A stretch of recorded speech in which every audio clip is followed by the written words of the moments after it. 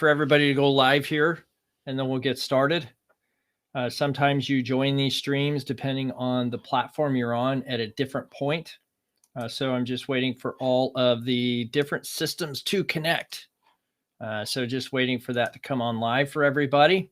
Welcome. Welcome. I'm Andrew Beach. I'm a teacher of self-education. I help professionals like you communicate your value to find great opportunities faster. And today is Career Happy Hour. Every Friday, 3 o'clock p.m. Pacific time, we offer time here on LinkedIn, YouTube, Periscope, and Facebook in my group. So if you have questions about career, resume, LinkedIn, networking, market planning, anything of that nature, please put that in the chat. Okay. This is live coaching. So there's a couple things I would advocate. First, you have an opportunity to get questions answered that you have that are burning in your mind about career. You also have the opportunity, if you see a link in the chat or in the description, regardless of what platform you're on, there should be a link there for you to join us today. Hi, Karar. Good to see you. So if you can, I love orange too. Yeah, it's 47-34. It looks like Tennessee's making a run. So it doesn't look so positive right now. But yeah, so if you could please put your information into the chat, I'd appreciate that. And that would be related to your, here we go. Let me get the link, copy that. I'm going to share it over here to, let's see, let me mute this first. There we go. Refresh that page, and I will share with you the details of coming on live. So if you want to join live and get some support for your career, please click this link.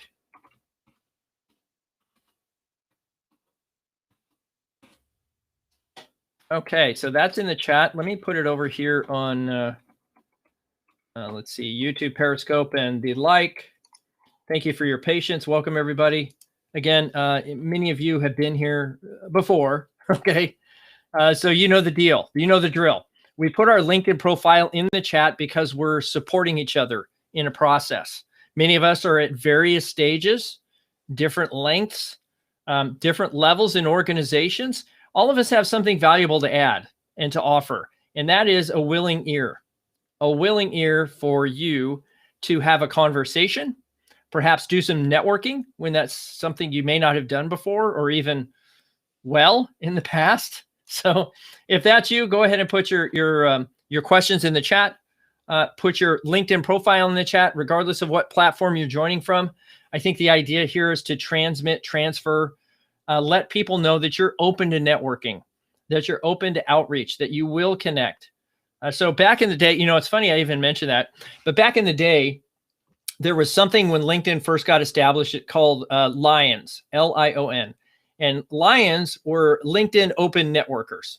And it's funny you even have to say that today, but when LinkedIn was first established, and I remember early on, I was on in 2004. I think they came out in 2003. So not long after LinkedIn came on the scene, I was on it. And the funny thing was, you had to have an email address in order to send a connection request. That was standard of practice. And so this thing came online. It was called Lion. And you could become a Lion as long as you put on your profile somewhere that you were a Lion, Lion. And you even see that today. There's still some people that claim to be Lions, even though that's not a thing anymore, really, honestly. Everybody on LinkedIn should be open to networking. Otherwise, why are you on LinkedIn? But the nice thing was you could go to a website, and this LinkedIn open networking website would have people's names and email address, and you had to put yours in to get to see theirs. So there was some level of, I think if I remember right, credibility that way, that these people that you reached out to would say yes. They would say yes to a connect request. They would say yes to a conversation. They would say yes to a lot of things. Okay. And so the nice thing about that was you got people's email addresses, and you can more easily connect with people outside of your network, so to speak. Although it made it an extra step. But, so LinkedIn open networking. what we're trying to do here is kind of foster that engagement, more hands-on. That, hey, don't go to this website and get an email and then try to reach out to somebody. Just come here to Career Happy Hour. In fact, everybody has access, regardless of what platform you're on, to click a link down below that says share. Now, you don't have to share this publicly with everybody. You could share it in a private message. You could pop it into a group that you're a part of that you think might find it valuable. And so that's something to think about. You can join the stream live if you want to. You can put your questions in the chat, whatever it is. It's Career Happy Hour. I would really encourage you to share this broadcast out.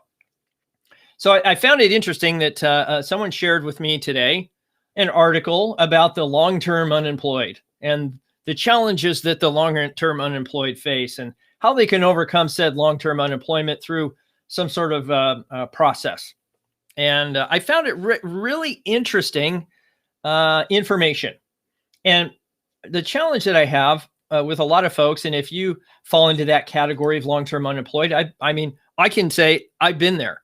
And so you have a different perspective on a lot of things when you've gone through it yourself.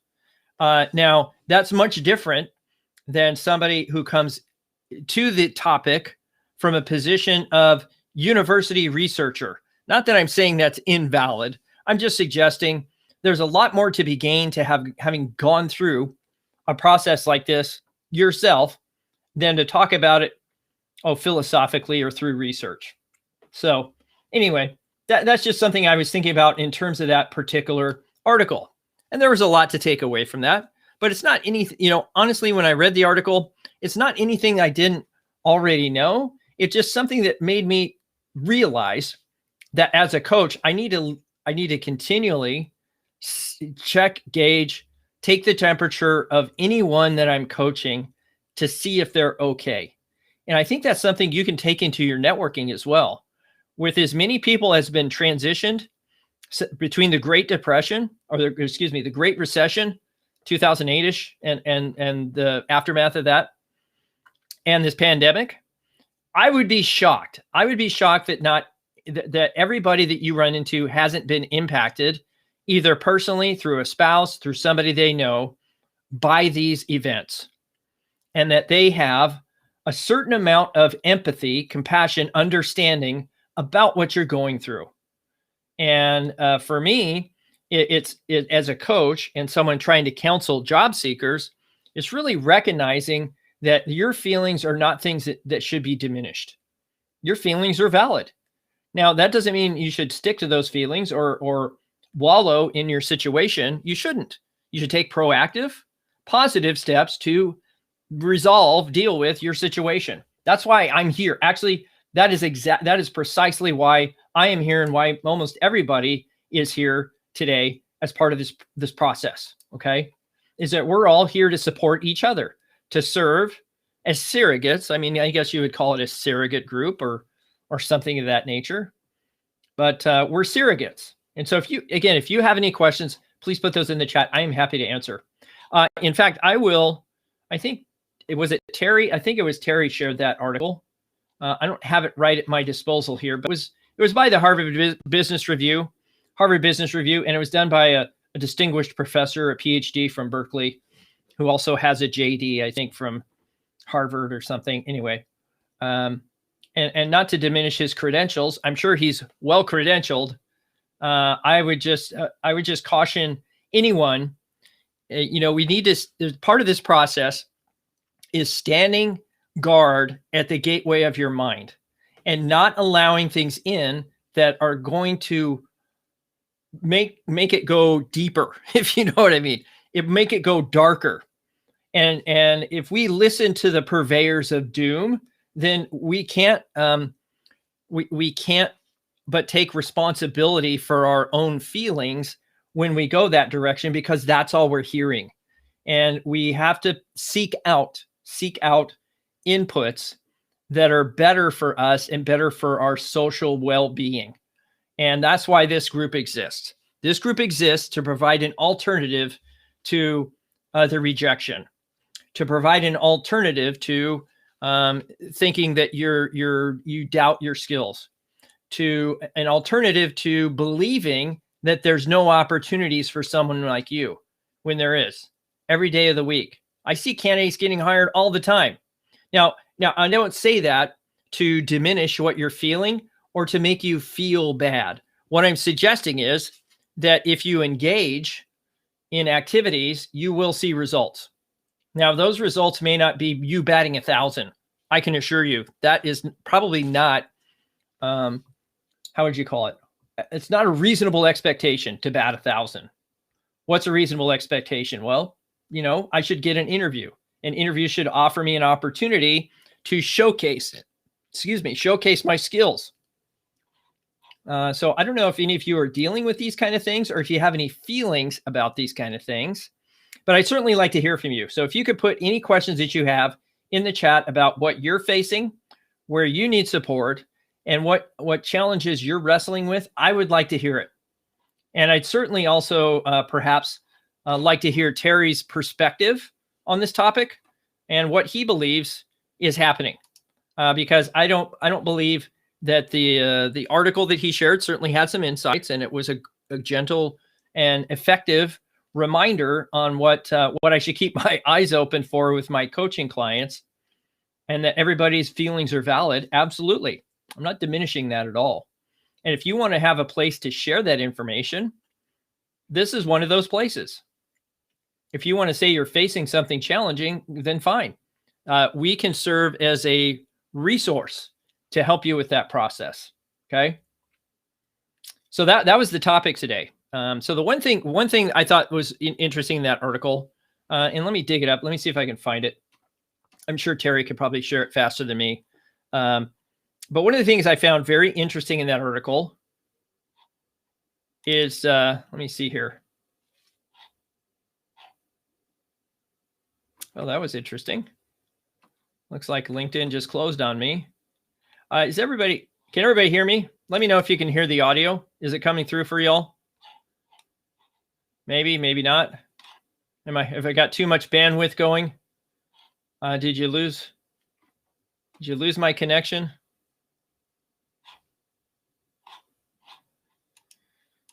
Are we still live? I'll wait for it to come back around. I think my system hiccuped there for a second. I apologize for that. I just want to make sure, are we still live? Is everybody picking me up? Yes, good. Thank you, Karar. Appreciate that. So I think the thing that I really liked about that particular article, and I'll do my best to find it here. I'm sure Terry's got it and can forward it to y'all. Oh, I know where it is. It's in my email. I'll go over to my email real quick. Is the idea of having a peer group like this. So by you having a peer group like this, you have an opportunity. Here, let me grab it. I'll get the link. Okay, and I'll come back to the hang tight, everybody. I don't want to do that. I want to grab the link. There we go. I'll put it in the chat.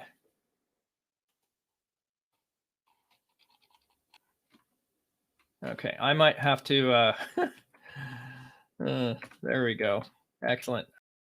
Okay, it's in the chat, at least on the Restream chat. Now I got to get back to the to the LinkedIn Live. Sorry about that. I got too many things going on at once. I think my challenge here is I'm trying to stream the basketball game at the same time on my system. Oh, good. Thank you, Terry. Appreciate that. Yeah. So it's the idea of a peer group. And that's what this is. That's what I consider Career Happy Hour a peer group where we can come together. We can share things. We can talk about our feelings. We can offer support, which I think is the biggest thing, because one of the things that I found challenging. Good. Yeah. If you want to come on, Terry, that's fine. What I found interesting, or at least challenging, is that this gentleman, he did the article and he had a lot of salient points. I don't doubt it, but he kind of left it there and only offered a nonprofit as a solution. And that's where I think it fell short. It didn't offer any sort of constructive ways for people to process things in a safe environment. Now, some of us, that may not be a peer group like this. It might actually bring others down. What do they say? How do you keep a crab in a bucket? You put another crab in the bucket and it'll pull down anything that tries to escape. And I just find that kind of challenging to say, hey, here's the problem and here's why this sucks. And I'm not going to offer you any advice other than to take a look at this nonprofit. Anyway, I just really personally have a problem with that.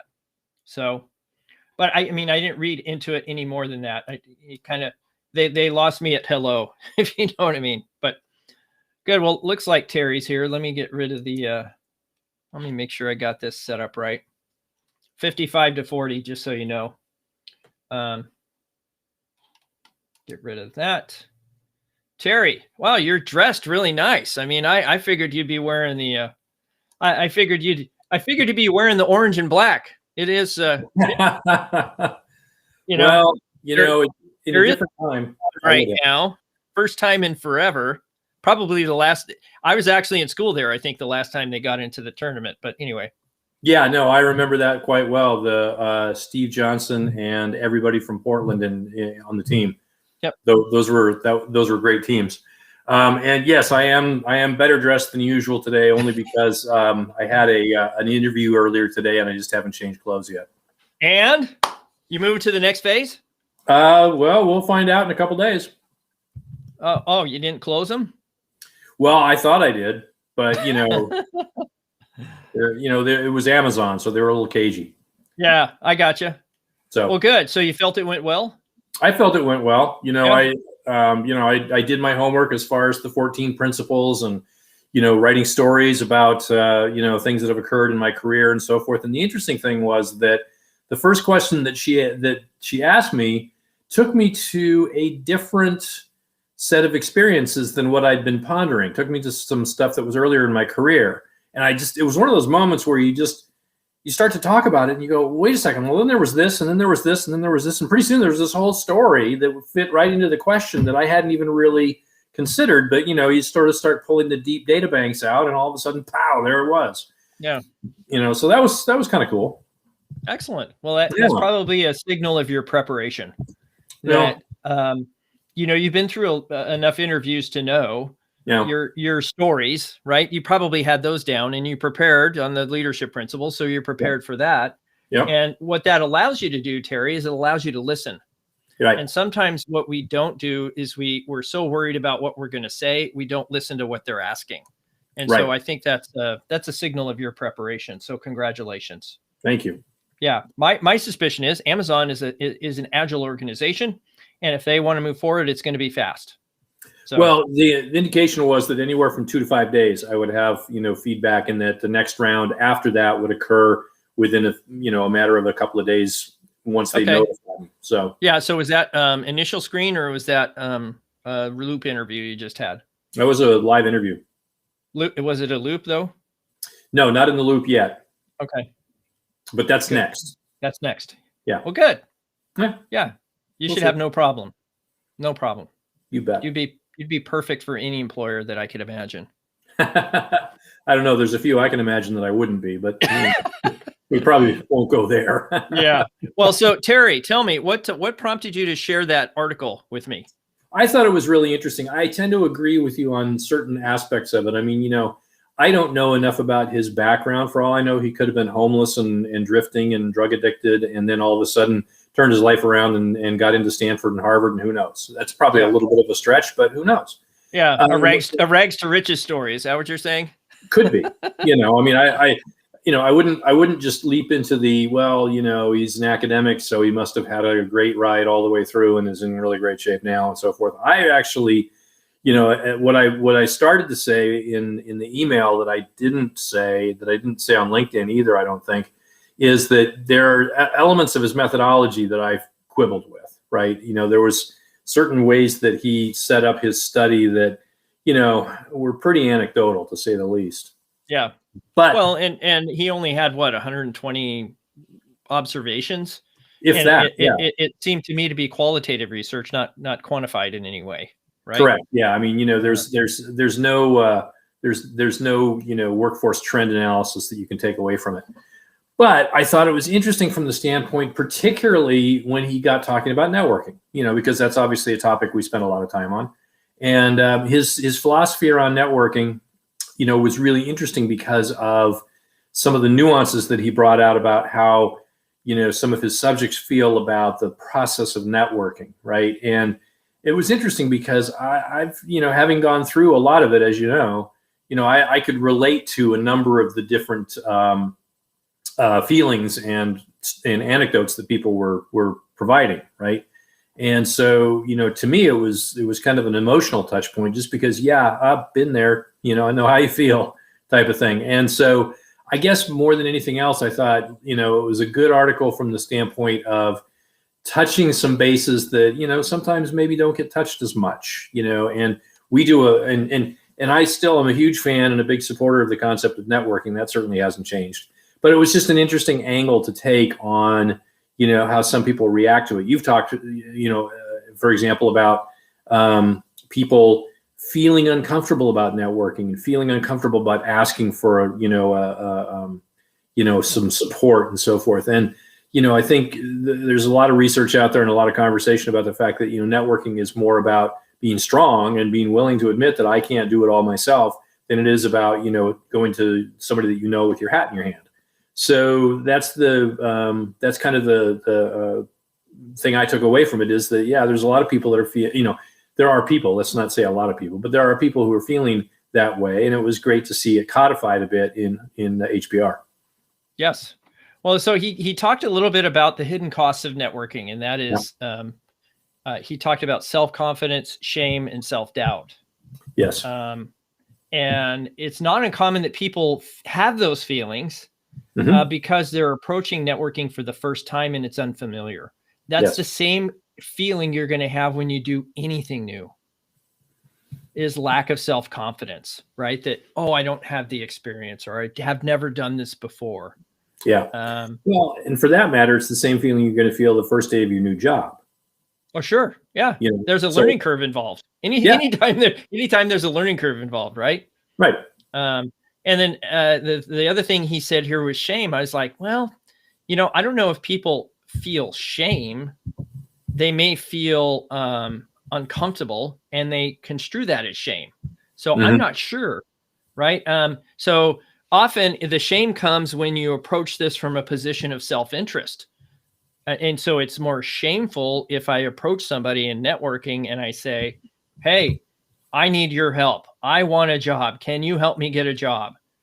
And the hat in hand, as they said, or beggar position initiates those feelings of shame, because you feel like you're groveling, right? Well, I think, to his very specific point, the anecdote that he shared about Stephen, a lot of people that I've known for a long time know me as a boss, or at least as a peer. And now I'm saying, help me out, I'll take anything. At this stage, the very act of networking with former colleagues felt like a declaration of having professionally fallen.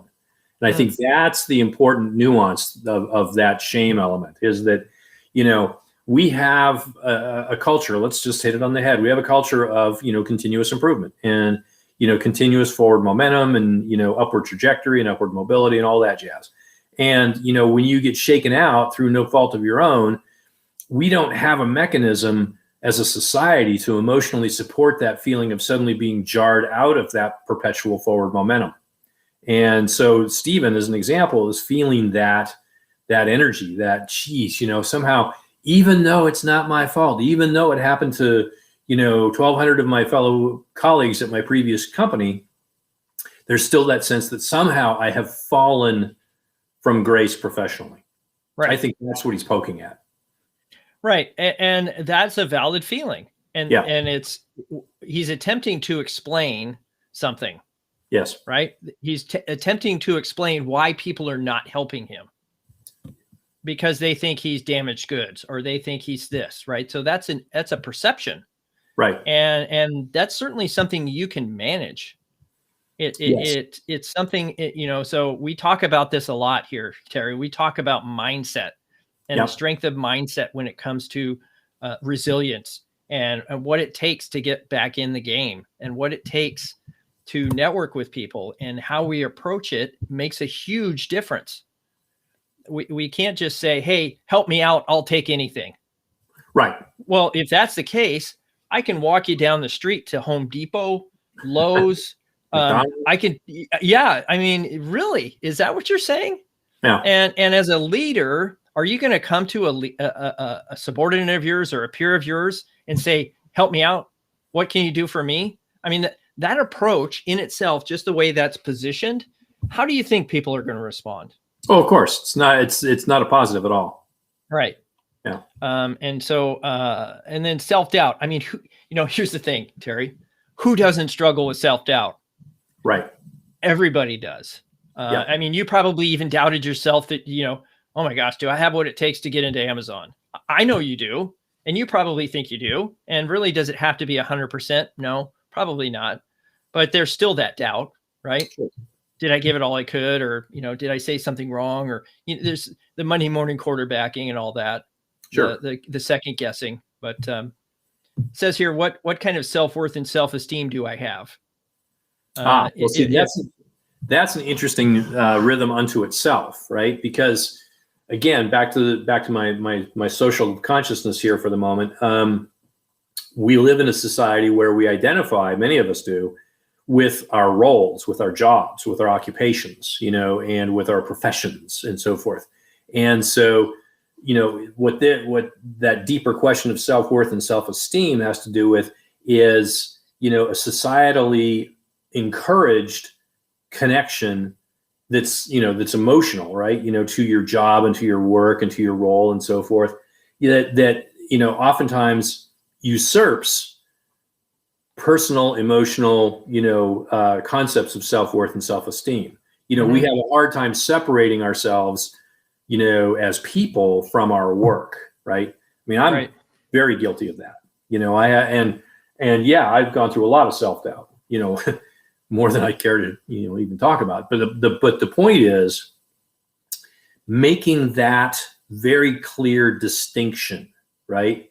Of, okay, I got released from whatever most recent role I was in for reasons that were outside of my ability to control, finances, whatever, right? Now, the trick is, how do I look at myself and say, okay, that aside, what have I got?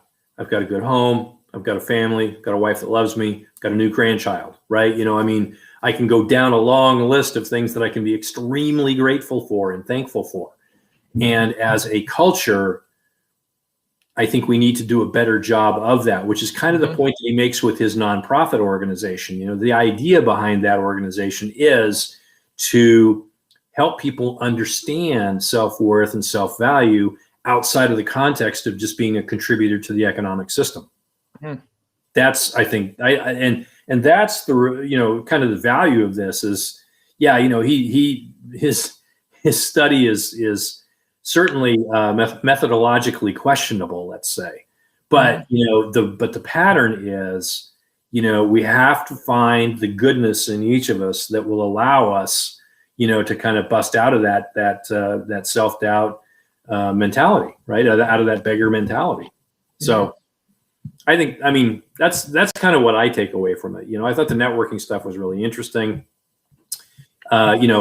Sociologically informed support is his model around this Institute for Career Transitions. And I think, what he underscores is that sociological coaching that focuses on clarifying that institutional landscape and the context of what each individual's situation is, right? So I give him credit for at least trying something that maybe hasn't been done a lot. Who knows? Maybe it has been. Yeah. I like the fact that he's putting something into action. And that to me is much better than just publishing papers or doing research. Right. Is that he's actually creating something to support people. Yeah. And if you drill down, that to me is valuable. He talks about, the fact that, this institute that he's created has done exactly the kinds of things that you and I have talked about here in this group, leading to job seekers mutually supporting each other through networking, introducing to each other to contacts, which they may not be necessarily professionally relevant for themselves, but may be perfect for somebody else, right? So, I mean, what he's trying to do is essentially what you are trying to do with this Friday afternoon session and others that you do. Right. Is create that mutually supportive network. Thank you. So here's the deal. Thank you for adding. You've been validated through the Harvard Business Review. I'm tangentially published. I like it. Yeah. Well, no, I mean that was the end out for me on the read was that this is what Andrew does. So good on you. Thank you. So Shannon has a question here. Thank you, Shannon. What are your thoughts about resume websites and how to use them effectively? I'm not familiar with what that question is relating to. Terry, are you? No, I gather that there are websites out there that are, offering to in some way parse and evaluate your resume, and provide you solutions or ideas or suggestions or what have you as to how to improve it. I may have seen one once. Okay. So you're talking like JobScan? Yeah. Like jobscan.co. So you have to recognize it specifically with JobScan, that's a for-profit business. Yeah. Okay. You're putting your resume and everything up there to scan it maybe against a job posting, and they're taking your private information and selling it to third parties. So if you're going to put your stuff up there, just make sure you take your contact info off your resume. Yeah. So that said, they're putting your resume in a database and they're selling that information for sure. Yeah. But there is some value, I think, in optimizing and identifying blind spots, right? Because we've talked here about, people who are 100% qualified and what does that mean? And what, certain biases are we activating when we become the 100% candidate, right? That's a problematic that we're in a position now where we're appearing overqualified or expensive or no room for growth. I mean, you fill in the blanks. Okay. So she's talking about a personal website, CV portfolio. Okay. So these are like people that are selling websites or some sort of online presence. Well, I mean, use your best judgment. I don't see any downside, and it's going to really depend on your industry as to what kind of things you intend to do with any outside support like that. Some of the marketing folks I know, they have portfolios. They put them up on their own website, or they put them on something like Behance, or I don't know. Some photographers are on Instagram, so sometimes you can have, a link on your resume or your LinkedIn profile to Instagram. So it really just depends on your situation. But my suspicion is that the universal truth about job search is people hire those they know, like, trust. And the effort that we all need to make is how do we build more know, like, trust relationships? And that's true of actually virtually anything in life.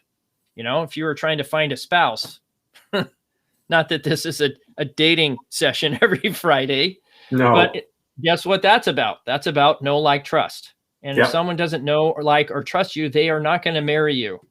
And so that's a metaphor actually for job search. If they don't know, like, and trust you, they are not going to hire you. Now, your website might help substantiate your qualifications and get you an interview. But even at that rate, if they don't trust you, they may know you and like you, but they may not trust you. That is something that requires time investment. Yes. So that's my 2 cents on that. Let's see. Kevin had something to say here. Focused and disciplined. Someone shared with me the other day that being focused is getting the book and being disciplined is reading the book. Okay, great. I can relate to that. Hey, I'll give you credit for that one, Kevin, unless you want to give, a citation there. So, good. So, so here's the thing. Shannon had a follow-up question. Sorry about that. You list your skills resume, but you can also show your personal side. You just described LinkedIn. You literally just described LinkedIn, and they have over 700 million people on that account, on that platform. You don't have to have an online presence unless you're looking to sell something.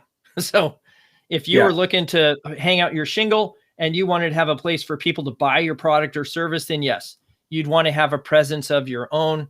What do they say? Build your empire on your own real estate. Don't build your empire on somebody else's real estate. So if that's what you're considering, then great. I appreciate that contribution. But do you have a website, don't you, Terry? Not yet. I'm working on it. Okay, good. And Yeah. things are going well otherwise? Yeah, things are going well otherwise. This has been a very busy couple of weeks. It's been exciting. Good. Yeah.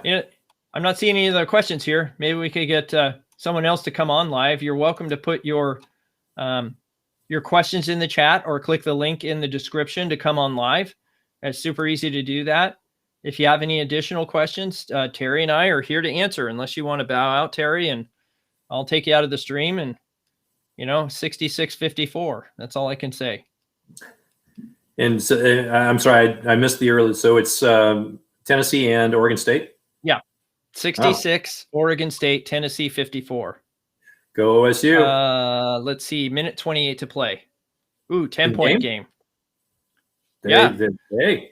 Well, at one point, Oregon State was up 20. So, well, Tennessee's making a run. Anyway. Go Vols. I lived in Knoxville for a while. What did you just say? Go Vols. Go Volunteers. Terry, why did you have to do that, Terry? This is not your live stream. This is my live stream. Sorry, folks. Terry isn't going to be coming back on the live stream today. Anyway, just kidding, Terry. Go Beavs. Yeah, thank you. Appreciate Go that. Beavs. Got to give them a shot, man. They need all the support they can get in more ways than one. I think I saw, didn't their president just get put on probation for something? Anyway, I don't know. I don't know. Some strange things going on in the world today. Although I lived in Knoxville right when they first opened that basketball pavilion that they have, and that at the time that thing was state of the art. It was tremendous. Didn't get to see any games there, but I got to wander through a couple of times, and it was just stunning. What a beautiful place. Yes. But it's the SEC. They spend a lot of money on sports, almost as much as Phil Knight does. Wow. Yeah. Come on, Beavs. Nice. Anyway, 10 points, minute and a half to go. Sorry if I'm distracted, folks. It's only the first time in like a decade Oregon State's even been in the playoffs. So right, yeah, that's exciting. March Madness. Yeah, it is exciting. Oh boy, I can't stop watching. Anyway. All right. Well, so let me distract you then. Okay. So here is a question. So I ran into this individual that I might be doing some work with at some point in the future, and I looked him up on LinkedIn, and he had he's CEO of a company. He had nothing on LinkedIn except his name and his job title and the company he's working for. Nothing, right? I mean, it was kind of weird. I mean, he's not illegit or anything like that. I've met him, I know him, and so on. But he just doesn't have this. And so that got me thinking, well, I wonder what the rest of his company's like too. And so I happen to know that he's got, 60 or so employees, only 21 of which are actually on LinkedIn. And of those 21, only one of them has kind of that marker of 500 plus connections. Wow. Several of them have worked with that company for 30 years, 25 years, Well, it's just an interesting phenomenon because, this is the world we live in, but it's not the world they live in. It's not you're right. It's not the world that every industry lives in. And they've done studies on which industries are well represented on LinkedIn. And LinkedIn's making a big push, or at least attempting to do so, with frontline workers. And that's had varying degrees of success so far. Primarily because they just don't have the technical chops to use the platform, or they don't understand networking. They just want a job, and the jobs they want may be in high supply, right? And so I don't know. It's just something where, they've also done studies that people in, say, manufacturing, just using that as an example. Yep. Or people in law enforcement. I can understand why people in law enforcement don't have profiles on social media. They don't want to call themselves out or give people any information on them that's going to compromise anything they're doing. So, I mean, there's certain industries that just aren't well represented here. And Yeah. that's, to me, normal. It was just interesting. It was the first time I think I'd ever really come across that phenomenon. I'm so used to a certain, pattern and a certain rhythm around this. Although I will say, having worked in agri-tech, let's say, that there are definitely ag folk that don't have a lot of presence on LinkedIn either. Right. They barely have a website and an email, right? Right. And that's not necessarily just farming people. That's people, in the ag tech business, that they just, that industry, as the way I kind of have come to know it, seems to be more about sort of word of mouth and about, personal connection face to face, even in these times, than it is about, electronic platforms. Right. Just interesting. Yeah. Well, I mean, I'm always an advocate of meet people where they are. And if they're face-to-face people and I'm not comfortable with that, then I need to get over it. I need to find a way to make that happen. That's safe for me and safe for them if I don't feel safe that way. Yeah. If it's by the phone, great as by the phone. It's phone calls. And so I need to put aside perhaps any biases or predilections that I have to the type of communication if I intend to work in a place like that for that kind of person. I need to be putting aside myself long enough to say, okay, I need to learn how to use this thing called Snapchat, even though I don't want to, right? Right. I'm that person, right? I only like Snapchat for the photo filters, but that's just me. I'm only there because my teen kids are there and I want to monitor their activities. Not because I want to be there. Same is true on Instagram or Facebook or the others, right? So each of these has its own ecosystem, but I'm only on them so that I can communicate with people that's their preferred method. And if it's a direct message on Twitter, then it's a direct message on Twitter. Yeah. If it's a text message you could go down the line. The objective is anybody that you meet, you need to find out which one it is.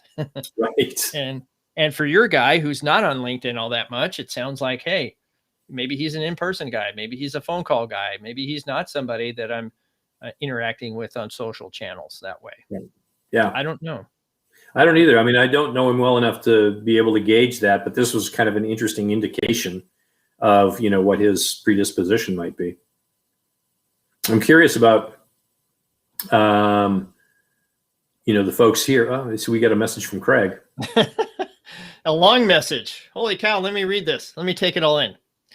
Prior to my 20-year career with AT&T, I was an audio specialist, 11 years home audio and automotive. Okay. I'm an audio enthusiast, recovering audiophile. Let me ask you this.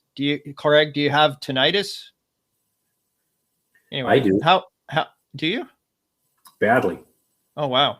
How best to highlight my audio knowledge included in my resume or just put into the cover letter? Well, I mean, you could have a special interest section, right? Or personal interest or whatever you call it. Just something that indicates your interest in that. But I mean, I would, if you have a passion for that, there's still opportunity in that space.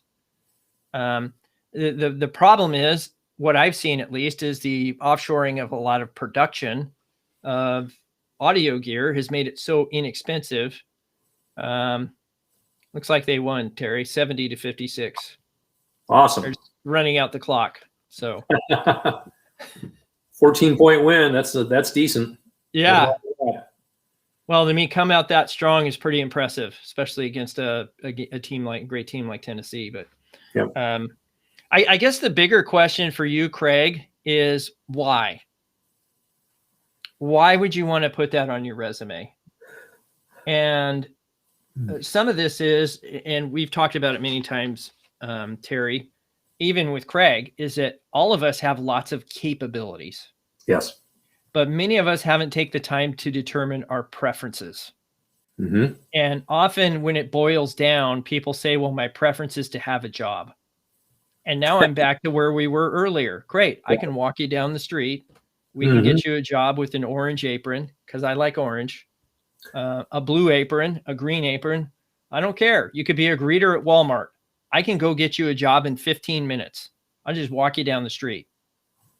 And so the challenge we have is to decide, lean into, and own our preference. What is our preference? What would you prefer to be doing? Me? I could be making PowerPoint slide decks, or developing curriculum, or doing any of these other different things that I know how to do, but they don't give me the same fulfillment as facilitation and coaching and hands-on support, right? That stuff, there's just no, if I was to look at my preferences, those would be at the top. And we need to own those and promote those and advocate those with anybody that we meet. Yes. It's not much different than, having a cure for cancer, right? We talked about this metaphor before. And that is, hey, if I had the cure for cancer, who would I tell? Well, everybody. I tell everybody I know that I had the cure for cancer. When would you stop? When there's no more cancer. So if I feel and I advocate and I am desiring something, then I'm not going to stop telling anybody until I actually get it. That's just my perception. So sometimes we're afraid. So here's us being vulnerable in a way, right? I was afraid to be a career coach. Why? I didn't think people made money doing this work. There's no money in it, right? These people are out of work. They don't have any money. They can't pay. Was I wrong? Yeah, but I was afraid. I was afraid that I could make it happen. I didn't have any documented work experience, honestly. All I had was volunteering. And yet, I don't know about you, but, and I don't like tooting horns or anything, but I feel like I have a lot to offer in terms of a coach for someone who's in career transition or looking for expanding their leadership, whatever that looks like. I have a lot to offer. And if you don't believe in yourself to that degree, you may be pursuing the wrong path. That's just my 2 cents. But you'll know it when you see it, right, Terry? Yep. Usually. So do you think it's Amazon? Is that a path you want to go? Do you think it's what do you think it really is for you? Well, I'm really leaning into the consulting piece more and more. I've got actually 3 consulting clients right now. 2 in flight, and then 1 that's starting up with kickoff meeting on Wednesday of next week. And I'm finding that I'm enjoying that, and it's leveraging some of my skills and knowledge and the background I bring, and not just what I've done, but what I've learned from it, and how I've, developed that into, wisdom. And, and that sounds corny, I have wisdom, right? But look, I've been doing this for a long time, as we can all see. And, the fact is, if you're doing your job and you're doing your career in a way that you're trying to learn from it, and you're trying to both gain value and add value, then by this time you should have some wisdom. You should have some insight that maybe other people don't have. And I think that's important. And I think all things being equal, especially if you go back to the first part of the article that we were talking about earlier about the discussion around age bias. One of the things that occurred to me a while ago was the notion that, okay, if there really is that sort of age bias thing going on, and I believe there is, and it's just always, it's been a part of the game, and we could talk about that forever. But if that's the case, then let's take it and twist it on its head a little bit and say, okay, how can I take that wisdom that I've acquired through my age and apply it in a way that's positive? And one thing I've been told repeatedly in the industry that I'm primarily intrigued with is that, yeah, that's exactly what we need in this industry right now that we don't have, is that kind of wisdom that's born from a lot of business experience and background. Yeah, and well, that's the definition of a consultant, right? Yeah, exactly. Is you have enough subject matter expertise and wisdom to guide people so they don't make a stupid mistake. Right. Right. Or the mistakes they make are smart ones. You know? Well, or manufactured, calculated, right? Calculated risk, but right. Calculated risk. Exactly. Yeah. So I'm excited for you. That's 3 engagements, man. Maybe you just, you shutter the job search and start your own practice, Well, Yeah, that's kind of the direction I'm heading right now. I mean, I've already stood up my own LLC, so I've got that rolling. And to your point about a website, I need to get that done. Well, if you're getting business, that's what matters. Right. And that's exactly right. You don't really need a website if people are sending you business. True. Good point. Just send them to your LinkedIn profile, right? There you go. I'm sure terrysmith.com is available, right? terrysmith.com. Yes, I doubt it. Somehow I doubt it. Wait a minute. PDX Terry Smith. I bet that's available. I better grab that before you do. Hang on. Let me go buy that domain right now. Well, I know that andrewbeach.com is already taken. So yeah, man, I bet I could get some money for that when I think about it. Because there is a place, a geography, a city called Andrew Beach. So if you put it in like Google Maps or something, let me see where it is. Huh, interesting. Google Maps. Let's see here, Google Maps. So I'm just going to type it in, Andrew Beach. Yeah, I don't know. St. Andrews Beach. Let's see what it tells me. Well, don't get your hopes up. Yeah. Because I think they had to take like andrewbeach.org or andrewbeach. Something or other. Anyway, I'll have to go back and look. Yeah. St. Andrews in Panama City Beach. St. Andrews Beach. Anyhow, I'll have to look it up. There you go. Good. Terry, anything else you wanted to say? Parting words of wisdom for the team? I'd say, everybody that's on this, that everybody that shows up week after week, or people that show up once and don't show up again, post your LinkedIn. I'm happy to connect with anybody. I've connected with a lot of folks through this and had some great conversations. And, it's to Andrew's point, it's all about just getting to that know, like, trust space, right? And the only way you can do that is to make connections, because anything else is not enough to create that bond, that sense of connection. People that I've connected with here may remember me at some point and say, I know a guy that knows how to do that. Right. And the same is true for all of us on this. So keep doing it and put your LinkedIn in the chat. Yes, please. Hang on. Let me put up a caption that says exactly that. Put your LinkedIn profile in the chat. Sure, good. There we go. There it is. Put your LinkedIn profile in the chat. Nice. All right, Terry, any big plans for the weekend? Having dinner with some friends tomorrow evening. I'm making corned beef and cabbage. Nice. I like 50% of what you just said. Confidentially, so do I. Yeah, my mom used to make it. She boiled it. She boiled boiled the corned beef with the cabbage, and I never liked it. Yeah. But I can tell you, the first time I had corned beef off of a Traeger, wow, changed my world. Changed my world. Well, I'm slow cooking, and I'm making my own spice rub. So there we go. Nice. There's Bob Taylor. All right, Bob. Good to see you, Bob. All right, good that you came in at the tail end, because we're now going to sign off. Have a great weekend, everybody. We'll see you next FAQ Friday. Take care. Bye now.